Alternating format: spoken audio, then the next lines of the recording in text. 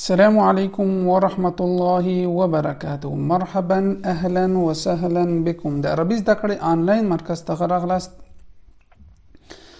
دا زموږ 15 درس دی. البته درس نمخ کې تاسو ته د اتمن وایم چې سبا ته موږ د خبرې اترې پروګرام لرو. نو خبرې اترې پروګرام لپاره تاسو باید زموږ یوټیوب چینل ته لاړ شئ، عربیک پښتو اکیډمي ته. عربیک پښتو اکیډمي چې سرچ کړئ دې چینل ته او پلی لیست ته لاړ شئ. پلی لیست کې عربیک لیسن عربي درسونه دي ته چې لاړ شئ. لومړی درس د دې باید وګورئ. لومړی درس دا دی. السلام علیکم ورحمت الله وبرکاته. دام چې وکړو نو دې درس نه تاسو نیمه دغه ویډیو خپل موبایل ځان ته ونیسئ، دې نه ویډیو کې هغه موږ ته راولېږئ. نو دې کې درس کې چې مونږ چې شی ویلي، مثلا مور ته چې وایي، پلار ته چې وایي، دا تاسو ترجمه کوئ او موږ ته راولېږئ. البته د هر چا ویډیو باید نیمه دقیقه وي، 10 ثانیې، ځکه چې کیدای شي مینوال د عربي ژبې زیاتې ویډیو زیاتې راولېږي، نو هغه په خاطر موږ زیات نه شو کولی. نو تاسو ویډیو ډکه کړئ، د همدې درس لن مفهوم هغه ویډیو کې ووایئ. خپل کامرې ته څوک چې نه غواړي مشکل نشته، څوک هغه بیا موږ خپل فیسبوک پاڼه او یوټیوب چینل کې دا نشرو، بیا تاسو هغه کتلی شئ. دې سره تاسو خپل عربي ژبې او د نور عربي ژبو کې فرق کولی شئ چې تاسو او هغه کې څومره فرق دی. نو خپل درس پیلو. البته درس پیلو نه مخکې دې نه وروسته د زیاترو کلماتو ترجمه دا نه کومه. دې په خاطر زیاتره دوستان درس کې لږ تنبلي زیاته کوي، نو هر څه ترجمې سره غواړي. نو چې تاسو کوشش ونه کړئ، زما کوشش سره څه نه کېږي. نو دې نه وروسته زه بعضې کلمې تاسو ته پرېږدم. اوس خپل درس پیلو. الحمد لله رب العالمين والصلاة والسلام على خير خلقه محمد وعلى آله وأصحابه أجمعين. سبحانك لا علم لنا إلا ما علمتنا إنك أنت العليم الحكيم. ربي زدني علما. زمونږ درس البته کتاب کې سلور او یومه صفحه ده.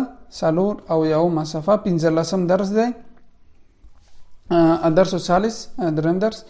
هذا كتاب أزرق. هذا كتاب أزرق. هذه طاولة زرقاء. دلته ازرق دواړه یو معنا ده، اسماني. خو دلته ولې ازرق راغی، دلته ولې زرقا راغی؟ فرق به تاسو خپل وکړئ. فرق دا دی ځکه کتاب مذکر دی، دلته کلمه مذکر راغله. او دلته خو داسې نه شو ویلی هذه طاولة ازرق. ازرق مذکر کلمه ده او دلته طاوله مؤنثه ده. نو مؤنث لپاره د مؤنثه کلمه راځي او مذکر لپاره مذکره. هذا كتاب ازرق. هذه طاولة زرقاء. نو دا مذکر او دا مؤنث لپاره. هذا كرسي احمر. دا سره چوکۍ ده. دا سره چوکۍ ده. هذه حقيبة حمراء. دا سره بکسه ده. هذه حقيبة حمراء. سره احمر حمراء یو معنا ده، صرف دا مذکر او دا مؤنث. هذا قلم اسود. دا تور قلم دی. هذه مساحة سوداء. مساحة دا ایریا ساحی ته وي، دغه وی تور ساحه ده. هذه مساحة سوداء. اسود سوداء.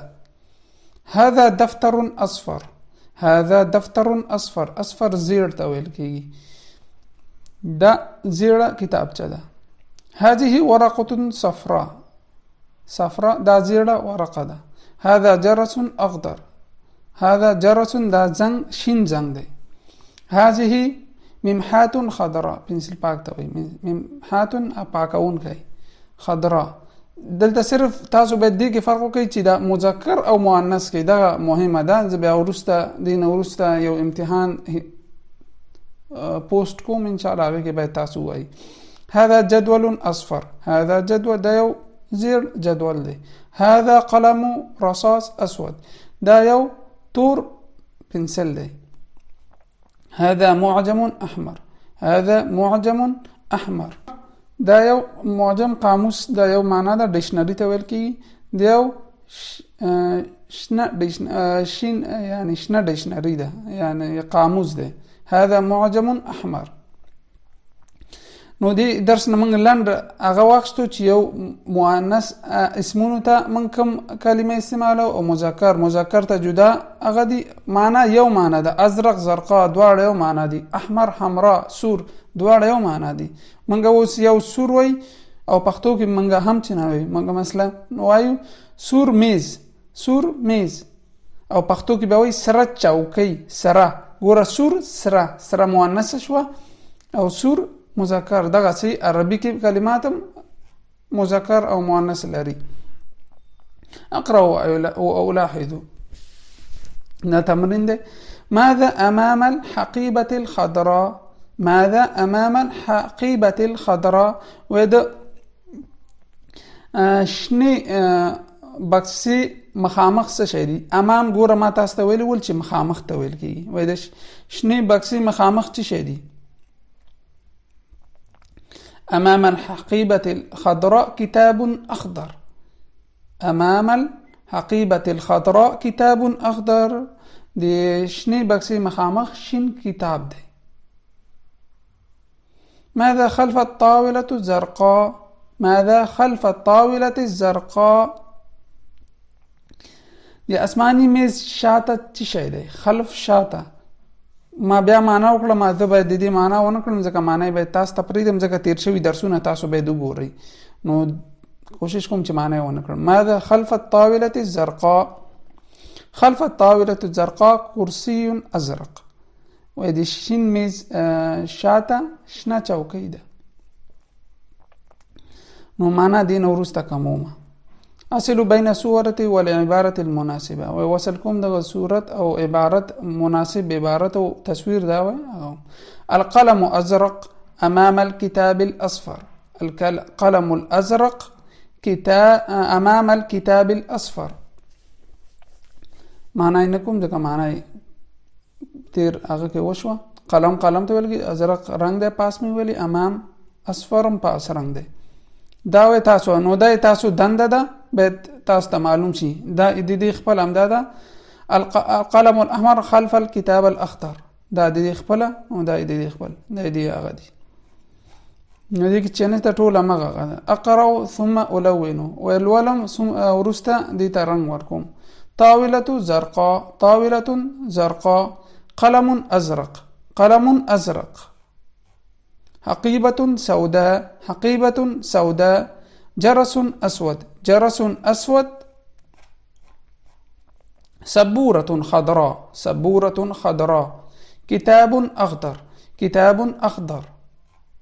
ورقة صفراء دفتر أصفر أصل بين الكلمة ومقابلها